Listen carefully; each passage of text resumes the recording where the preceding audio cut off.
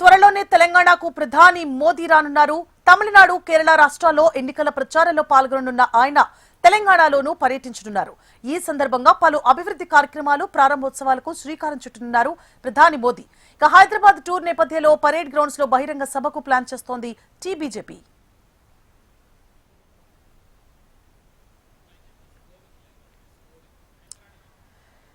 త్వరలోనే తెలంగాణకు ప్రధాని మోదీ రానున్నారు. తమిళనాడు, కేరళ రాష్ట్రాల్లో ఎన్నికల ప్రచారంలో పాల్గొననున్న ఆయన తెలంగాణలోనూ పర్యటించనున్నారు. ఈ సందర్భంగా పలు అభివృద్ధి కార్యక్రమాలు, ప్రారంభోత్సవాలకు శ్రీకారం చుట్టనున్నారు ప్రధాని మోదీ. ఇదే అంశానికి సంబంధించి పూర్తి డీటెయిల్స్ ని మా ప్రతినిధి గోవింద్ లైవ్ లో అందించడానికి సిద్ధంగా ఉన్నారు. గోవింద్. సువర్ణ యొక్క దక్షిణ భారతదేశం ఏదైతే ఎన్నికలు జరుగుతూ ఉన్నాయో తమిళనాడు, కేరళ, పుదుచ్చేరి ఈ మూడు రాష్ట్రాల్లో ఎన్నికలు జరగబోతున్నాయి. తరుణంలో ఈ యొక్క ఎన్నికల ప్రచార నేపథ్యంలోనే ప్రధానమంత్రి నరేంద్ర మోడీ కూడా ఈ యొక్క తెలంగాణ పర్యటనకు వస్తారనే ఒక సమాచారం మాత్రం పార్టీ నేతలు అయితే చెప్తున్నట్టు పరిస్థితి చూసుకోవచ్చు. ముఖ్యంగా ఈ యొక్క తెలంగాణ, హైదరాబాద్ రాబోయే ఎన్నికలు ఏవైతున్నాయో, గ్రేటర్ హైదరాబాద్ 3 కార్పొరేషన్లకు సంబంధించిన ఎన్నికలు ఏవైతున్నాయో ఈ ఎన్నికల్లో మాత్రం బీజేపీ యొక్క 3 కార్పొరేషన్లో మాత్రం ఖచ్చితంగా మేయర్ పీటల్ గెలిపే లక్ష్యంగా కూడా బీజేపీ ఇప్పటికే పావులు కదుపుతుంది అని చెప్పుకోవచ్చు. ముఖ్యంగా ఈ యొక్క ఎన్నికల దృష్ట్యా అంటే జిహెచ్ఎంసీ ఎన్నికలను దృష్టిలో ఉంచుకొని మాత్రమే బీజేపీ ఆ రాష్ట్ర శాఖ మాత్రం ప్రధాని నరేంద్ర మోడీ చేత ఈ యొక్క తెలంగాణ పర్యటన చేయించినట్లయితే ఖచ్చితంగా వచ్చే జిహెచ్ఎంసీ ఎన్నికల్లో పార్టీ గెలుపుకు, అదేవిధంగా పార్టీ కార్యకర్తల్లో ఒక నూతన ఉత్తేజాన్ని, అదేవిధంగా పార్టీ గెలుపుకు మాత్రం ప్రధాని నరేంద్ర మోడీ పర్యటన ఉపయోగపడుతున్న ఒక ఆలోచనతోటి రాజకీయ వ్యూహంలో భాగంగానే రాష్ట్ర శాఖ మాత్రం ఈ యొక్క నరేంద్ర మోడీ పర్యటనను కూడా ఏర్పాట్లు చేస్తున్నారని ఒక సమాచారం మనకు అంతా ఉంది. అయితే ముఖ్యంగా గతంలో జిహెచ్ఎంసీ ఎన్నికల్లో బీజేపీ దాదాపుగా 48 సీట్లను గెలుచుకోవడం, అదేవిధంగా అప్పుడు ఉన్నటువంటి ఆ ప్రభుత్వంలో ఉన్నటువంటి బీఆర్ఎస్ 55 సీట్లు, అదేవిధంగా ఎంఐఎం 44 సీట్లు, ఈ రెండు కూడా ఉమ్మడి పొత్తుతోటి ఆ మేయర్ పీటల్, డిప్యూటీ మేయర్ను కైవసం చేసుకున్నప్పటికీ కూడా బీజేపీ అనూహ్యంగా కూడా 48 సీట్లు గెలుచుకొని ఖచ్చితంగా గ్రేటర్ హైదరాబాద్లో బీజేపీ బలంగా ఉంది. ఖచ్చితంగా వచ్చే ఎన్నికల్లో ఖచ్చితంగా అధికారంలోకి వస్తామని బీజేపీ గతంలో చెప్పినప్పటికీ కూడా బీజేపీ మాత్రం 48 సీట్లకు గెలుచుకోవడం, అప్పట్లో బీజేపీ తన యొక్క ప్రాబల్యాన్ని, తన యొక్క సత్తను కూడా గ్రేటర్ హైదరాబాద్లో చూపించడం తోటి ఒక్కసారిగా మాత్రం బీజేపీ మీద రాష్ట్ర ప్రజలంతా కూడా చూపు పడినప్పటికీ కూడా గతంలో జరిగినటువంటి ఆ సాధారణ ఎన్నికల్లో మాత్రం బీజేపీ అనుకున్నటువంటి ఫలితాలు మాత్రం సాధించలేదు.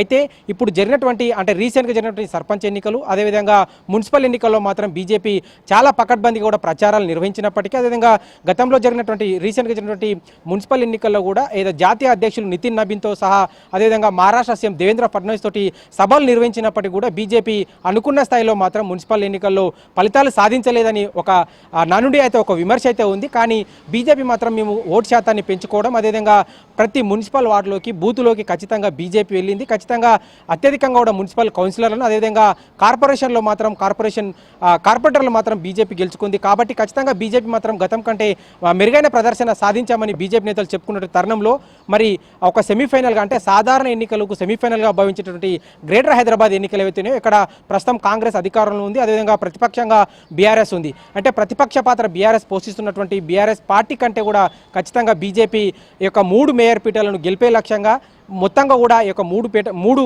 పీఠాలను మాత్రం గెలుపుకు మాత్రం బీజేపీ పట్టుదలతో ఇప్పటికే ఆ వ్యూహాలు పన్నుతున్న తరుణంలోనే ఈ యొక్క ఏదైతే కేరళ, అదేవిధంగా తమిళనాడు ఎన్నికలు జరుగుతున్న తరుణంలో వచ్చే నెల 9న కూడా మొదటి విడత పోలింగ్లో భాగంగానే తమిళనాడు, అదేవిధంగా కేరళ రాష్ట్రాల ఎన్నికలు పోలింగ్ ఉండబోతుంది. తమిళనాడు మాత్రం ఏప్రిల్ 23న ఎన్నికలు ఉండబోతున్నాయి. కాబట్టి ఖచ్చితంగా ఈ యొక్క ఎన్నికల్లో బీజేపీ గెలిపే లక్ష్యంగా ఏదైతే పావులు కదుపుతోందో ఖచ్చితంగా గ్రేటర్ హైదరాబాద్లో కూడా బీజేపీ 3 పీఠాలను, మేయర్ పీఠాలను గెలిచే లక్ష్యంగా మాత్రం ప్రధానిని తీసుకొచ్చి, అదేవిధంగా ఈ యొక్క భారీ బహిరంగ సభ కూడా బీజేపీ రాష్ట్ర నేతలు మాత్రం ఇప్పటికే సన్నాహకులు ప్రారంభించడం కూడా సమాచారం అంతా ఉంది. ముఖ్యంగా కూడా ఈ యొక్క పరేడ్ గ్రౌండ్ వేదిక కూడా ఒక భారీ బహిరంగ సభ కూడా మోడీ చేత నిర్వహిస్తే ఖచ్చితంగా కార్యకర్తలు, అదేవిధంగా గ్రేటర్ హైదరాబాద్ మహానగర ప్రజలకు కూడా కేంద్రంలో బీజేపీ ఉంది కాబట్టి కేంద్ర ప్రభుత్వం బీజేపీ హైదరాబాద్ నగర అభివృద్ధి కూడా ఖచ్చితంగా కట్టుబడి ఉంటుంది. కాబట్టి హైదరాబాద్ నగర అభివృద్ధికి బీజేపీ కేంద్ర ప్రభుత్వం ఏమేమి చేయబోతా ఉంది, ఏమేమి కార్యక్రమాలు బీజేపీ 3 మేయర్ పీఠాలను బీజేపీకి అప్పజెప్పినట్లయితే ఖచ్చితంగా బీజేపీ నుంచి, కేంద్ర ప్రభుత్వం నుంచి కూడా